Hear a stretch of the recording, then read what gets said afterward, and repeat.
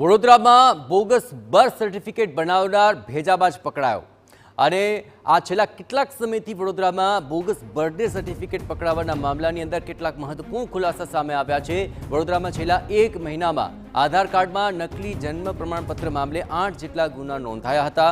પોલીસે સમગ્ર મામલે તપાસ કરતા મૂળ બિહારનો સર્વેશ નામનો શખ્સ ઝડપાયો। તેના કોર્ટે આજે વધુ 3 દિવસના રિમાન્ડ મંજૂર કર્યા। સર્વેશે આધાર સેવા નામે ગ્રુપ બનાવ્યું હતું અને આધાર કાર્ડ મરણના દાખલા અને પાસપોર્ટ માટે દસ્તાવેજો તે બનાવતો હતો। ઝડપાયેલા શખ્સો પાસેથી અલગ અલગ રાજ્યના બોગસ જન્મ પ્રમાણપત્ર મળી આવ્યા હતા।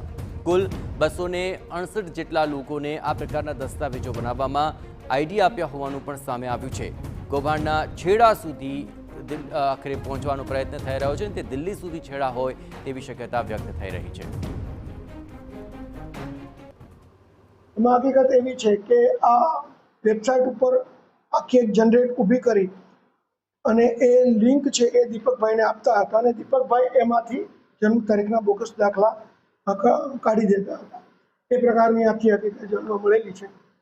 આ સર્વેશભાઈએ દીપકભાઈ સિવાય પણ બીજા ઘણા લોકોને ટોટલ 268 યુઝર આઈડી અલગ અલગ વ્યક્તિઓને આપેલા હોવાની એક હકીકત અમને મળે।